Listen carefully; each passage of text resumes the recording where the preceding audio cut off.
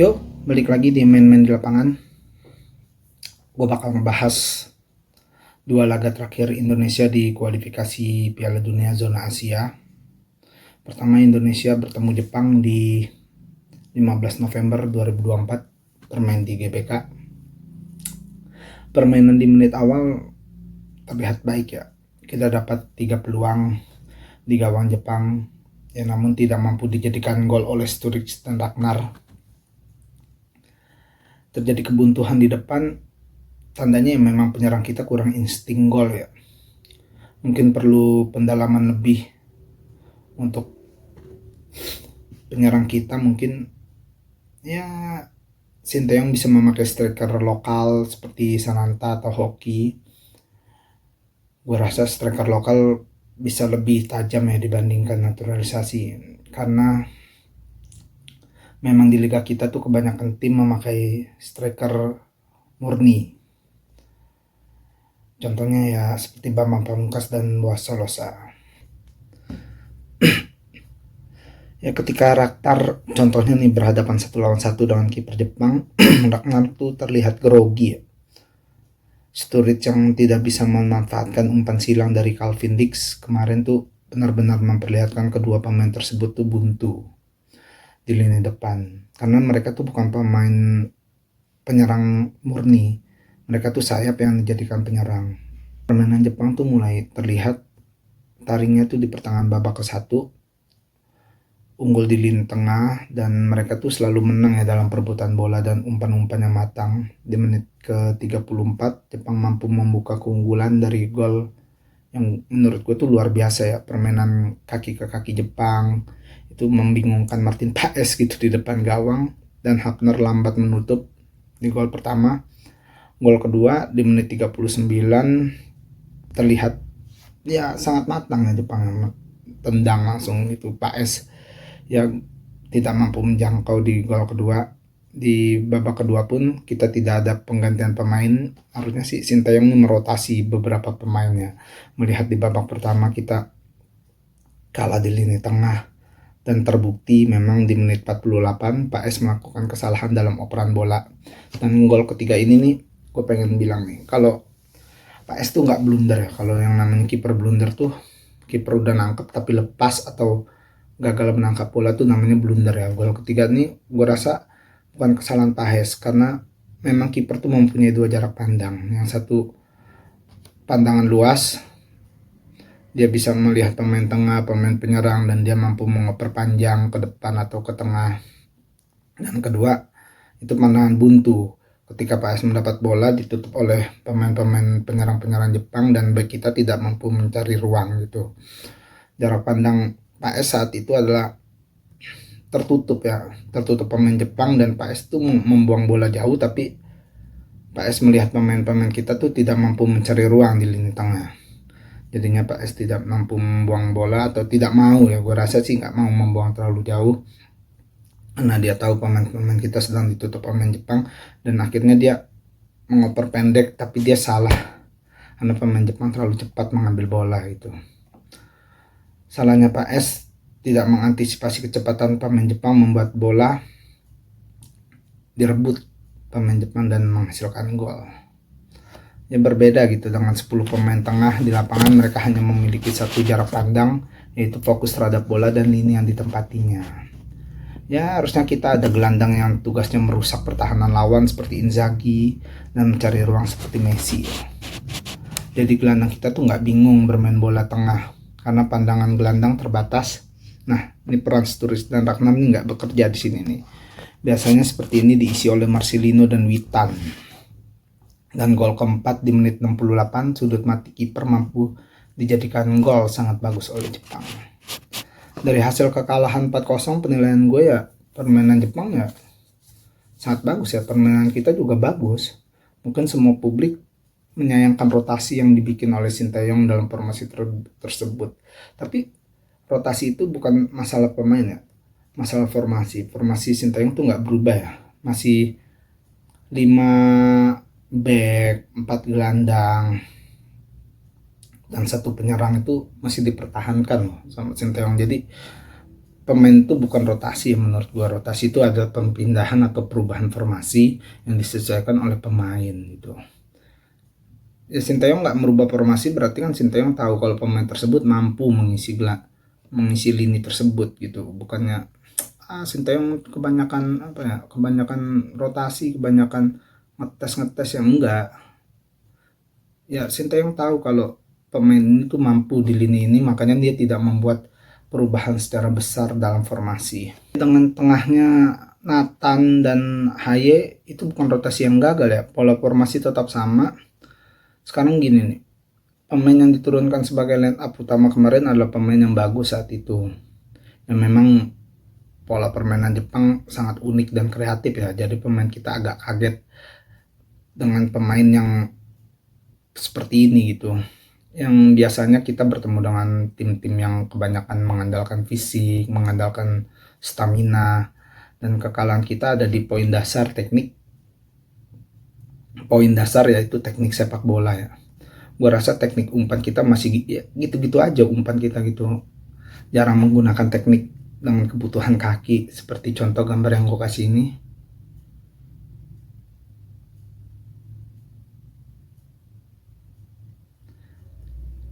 Ya terlihat kan kita tuh kurang memanfaatkan skill dasar masing-masing pemain sehingga permainan kita sedikit monoton. Sedangkan Jepang unggul dalam skill dasar seperti gol ke-1 dan gol ke-4. Mereka jelas sekali Jepang memakai teknik kebutuhan kaki sehingga umpan dan tembakan Jepang sangat terarah, dan jarang sekali kita melihat pemain Jepang sprint gitu mengejar bola karena operannya yang memang sudah tepat, dan sehingga mereka bisa menghemat energi dalam permainan gitu. Nggak seperti kita yang pemain di sini bolanya long ball jauh harus ngeprint, sehingga menit-menit 70-80 pemain kita sudah hilang staminanya. Ya itu cukup buat gue menilai permainan kita dengan Jepang. Gue bakal menilai permainan kita melawan Arab kemarin yang bermain tanggal 19 November 2024 di lapangan yang sama, Stadion Gelora Bung Karno.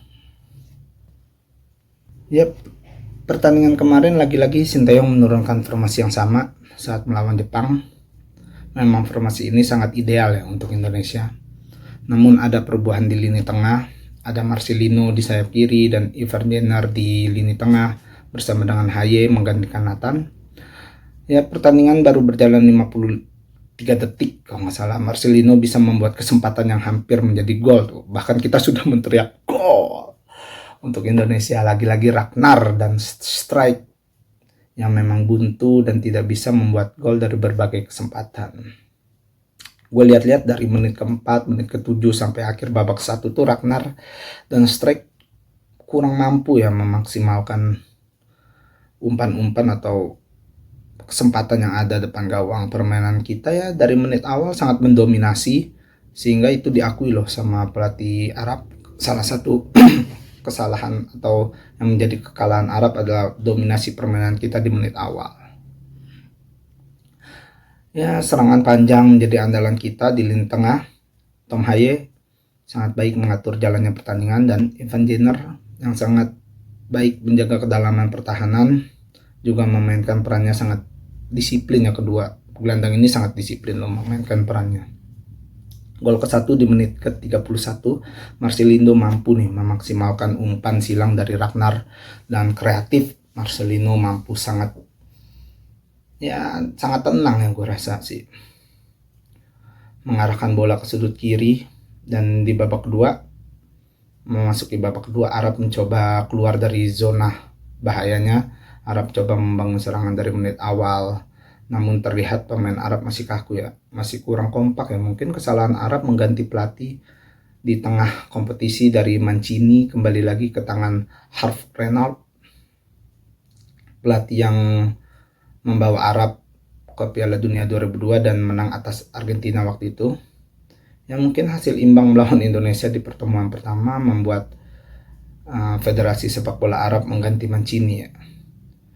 Gol kedua dari Marcelino di menit 56, terlihat jelas nih Marcelino masuk dari sisi kanan dan menggocek satu pemain Arab, memberikan umpan datar ke Ragnar. Namun Ragnar memberi umpan ke Verdok dan Verdok tidak mampu memaksimalkannya, terjadi kemelut, lalu bola mental lagi ke Marcelino. Marcelino sudah berada di lini tengah mencari tempat dan masuk ke kotak penalti. Dia dengan memanfaatkan kemelut di kotak penalti, Marcelino mampu lagi-lagi dengan tenang ya, hanya mencip bola, mencip loh, tidak dengan tendangan yang kencang gitu. Mulai dari gol ke-1 dan gol kedua terlihat Marcelino sangat tenang dan sangat mempunyai insting yang bagus ya, mumpuni, sehingga memberikan sedikit tipuan dengan mengolah bola di depan gawang nih. Masuknya Arhan, Nathan, dan Yakob Sayuri di babak kedua tuh membuat lini tengah kita sedikit melambat. Yang gue rasa tipe seperti Arhan tuh harusnya dimainkan di menit awal ya, karena dia adalah pemain dengan tipe yang kurang membaca situasi secara dadakan gitu. Harusnya Sinteyong mencoba memainkan Egy, Witan dengan kreativitas di lapangan yang lumayan bagus gitu ya. Di 10 menit akhir pertandingan tuh terlihat ya, permainan kita tidak bisa lebih berkembang, tidak bisa memaksimalkan counter attack, sedangkan saat itu permainan Arab gue rasa sedang hancur-hancurnya. Harusnya kita bisa memaksimalkan bola menjadi gol ketiga saat itu. Mungkin penilaian gue terhadap Sinteyong harus mencari striker murni nih. Dari 2 pertandingan, Sturridge dan Ragnar tidak mampu nih berkembang dan tidak mampu mencetak gol. Sinteyong harus mencari striker murni. Ya boleh lokal, boleh naturalisasi ya. Kabarnya sih ada pemain yang bakal dinaturalisasi nih, penyerang murni, namanya Ole Romeni, yang akan segera bergabung. Mudah-mudahan sih dia cepat bergabung ya, karena waktu itu lawan Jepang dia nonton dan Erick Thohir berkata, kita kalah nih 4-0, you tetap mau bergabung? Dan Ole menjawab, siap, saya akan bergabung dan merubah permainan Indonesia. Mantap. PS bermain sangat gemilang ya, beberapa tembakan kencang dari pemain Arab mampu ditepis, bahkan ditangkap loh PS loh. Dari lini back ada Hapnar dan Rizky Ridho yang bermain sangat good, sangat bagus. Timing yang tepat saat memotong bola ya mereka kuasai ya. Mereka berdua sangat menguasai timing tersebut. Dan di lini tengah tadi ada Haye dan Ivan Genar yang sangat bagus memainkan perannya di lini tengah. Dan sekali lagi kita memang kurang penyerang yang haus gol. Itu aja sih penilaian gue dari 2 pertandingan kita.